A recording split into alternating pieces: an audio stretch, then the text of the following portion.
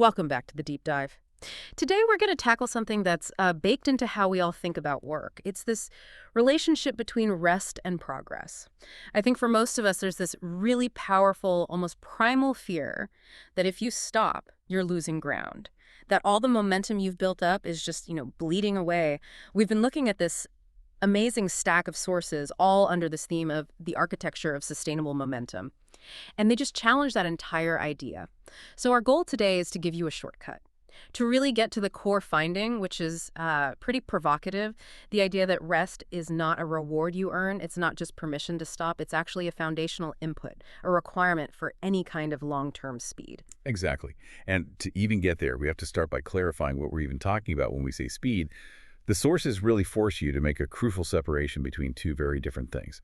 On one hand, you have that feeling of urgency, the noise, the sort of anxiety-fueled motion that, defines so many of our workdays. Right. And on the other hand, you have true, quiet, sustainable momentum. Urgency gets you to act now, but momentum is what decides if you're still in the game a year from now. Okay, let's unpack that urgency trap first, because I feel like that is so deep in our culture. We live in a world, right, where all our productivity systems, our jobs, they're set up to reward visible effort. Visible is the key word. It really is. If you're at your desk, if that little green light is on, if you're firing off emails at 10 p.m., society kind of nods and says, good job.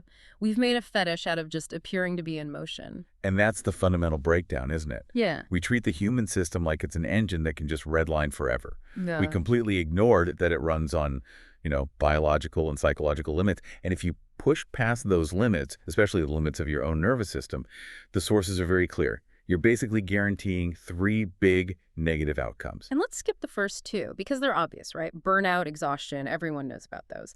But that third one is so much more subtle and way more insidious. It is.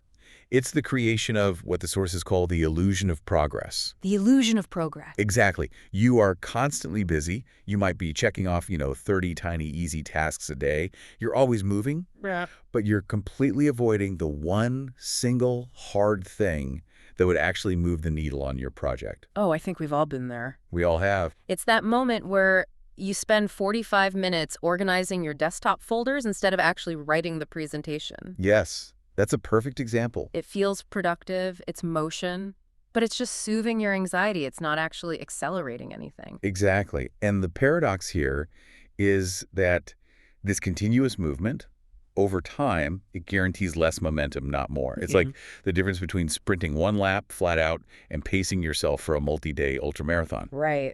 So constant motion might get you high output for a day, maybe a week, but it's actively working against long-term sustainability. So if constant motion is the trap, how do we start to redefine what a pause even is? Because I can hear the pushback already. People listening who are running a small business or leading a team on a critical project, they're thinking every minute counts. How can rest possibly be a requirement? Doesn't pausing just mean I'm losing my edge to some competitor who's still pushing?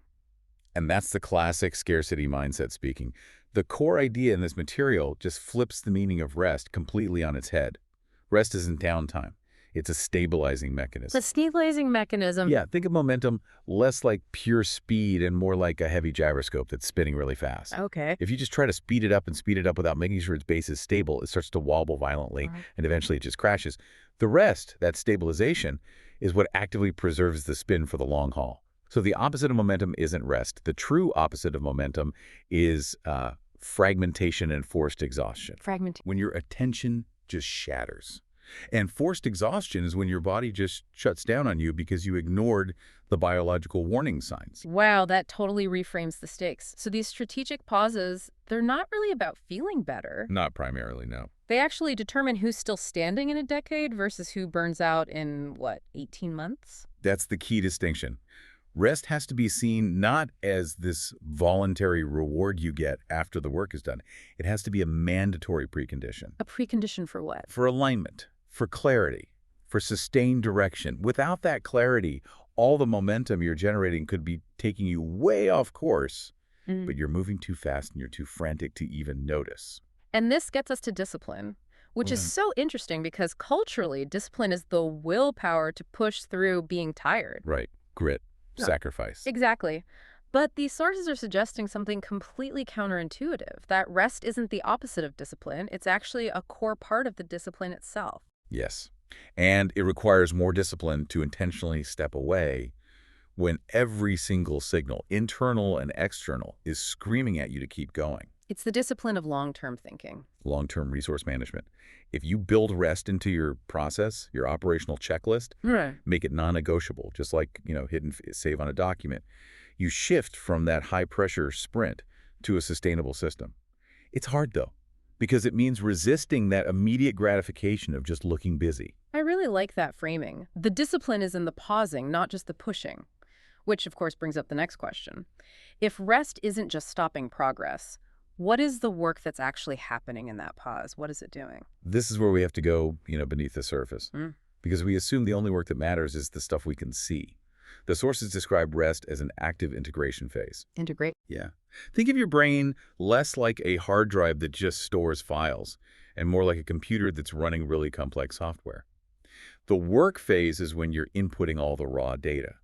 The rest phase is when the system pauses all that external input so it can run critical maintenance in the background. Okay, so what's being processed in the background? What's the maintenance? Well, first and foremost, you have learning consolidation. Right. When you stop actively working on a new skill, your brain is actually busy shifting that information from a temporary short-term circuit into stable long-term neural pathways. You literally learn better when you rest. So when you hit that frustrating wall on a problem, stepping away for half an hour might actually be the most productive thing you could do. It often is. You're letting your brain defrag the problem in the background. Yeah. The second thing is vital emotional processing. Intense work, especially creative or high-pressure work, creates a lot of cognitive and emotional load. Stress, anxiety, all those little micro-failures. Rest is the time the system needs to digest that, clear out the psychological clutter, and get back to baseline. And the third piece, which the sources say is the foundation for all of it, is nervous system regulation. Now, that sounds very clinical. What does it actually mean for someone just trying to get their work done? It's the whole ball game. It's the critical mechanism. Yeah. See, when you're constantly rushing, your sympathetic nervous system, your fight or flight response is always activated. Cortisol is up. Your body is dedicating all its resources to immediate survival. So you can handle urgent problems. You can handle urgent problems, but you are not in a state for deep strategic insight or creative breakthroughs. It's just not possible. Nervous system regulation is the act of shifting into the parasympathetic state, the rest and digest state. That shift is what allows all those higher-order cognitive functions to come back online. Without it, sustained high performance is physiologically impossible.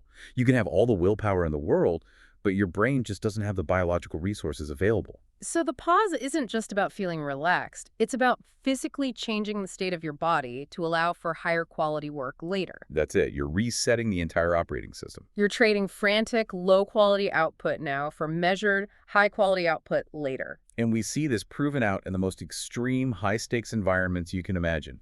Scenarios where endurance is the only metric that matters, not speed. Okay, let's spend a minute there, because these examples are the ultimate proof that this isn't just some self-help theory. This is real-world physics. Absolutely. Think about deep-sea saturation diving teams or polar research crews working in total isolation for months. Right. Can't just quit and go home. You can't. These are the definition of high-pressure, long-duration missions. And in those contexts, rest is codified. It's disciplined. It's mandatory. What does that look like? Well, for saturation divers, their protocols include these highly structured, non-negotiable sleep and duty cycles. They're not suggestions. They're requirements. They're hard requirements scheduled for optimal performance to ensure that a certain number of the crew are always fresh and regulated. The organization mandates downtime. Why?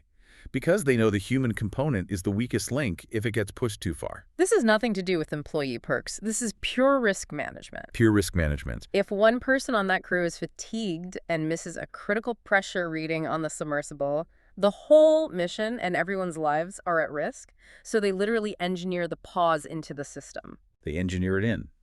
They are prioritizing endurance over any possible short-term gain in speed. And the planning that goes into the rest, the rotation schedules, the mandatory comms blackouts, It's done with the same rigor and discipline as the core operational tasks themselves. Because the rest protects the mission. The rest protects the mission's trajectory, yes. That really puts our daily sprint mentality into perspective, doesn't it? Our version of high stakes is usually a missed deadline, not a catastrophic pressure failure. Right, and yet we often operate with less regulation than a deep-sea diver. It just underscores the entire point. Momentum isn't sustained by continuously burning fuel. It's sustained by strategic refueling and maintenance. The successful application of force depends entirely on the discipline of knowing when to stop applying it. So what does this all mean for you, for the listener who's trying to build a career or get a project off the ground? I think it means we have to throw out that old cultural assumption. The idea that momentum is this fragile thing that just vanishes the second you step away from your desk. The speed you've built doesn't just disappear when you close your laptop for the night. It doesn't. And the fundamental conclusion from all these sources is this. Momentum is not lost during rest. It is quietly protected. You're investing in clarity. You're integrating what you've learned. And you're stabilizing the core energy you're going to need for the next, more powerful phase of acceleration. It's the discipline of thinking 10 steps ahead, not just about the very next one. Thank you. This has been. This reframing of rest as a precondition, not a reward, I think it changes everything. And so for you, the listener, here's a final thought to take with you. If continuous output creates the illusion of progress, that busy work that keeps you spinning your wheels, where could you commit to introducing one small mandatory pause this week? Just 10 minutes. Not as a reward, but as a non-negotiable structural requirement in your day. Treat it as the most important input you have to make sure your momentum is real and sustainable, and that you're clearing the way for genuine insight to actually emerge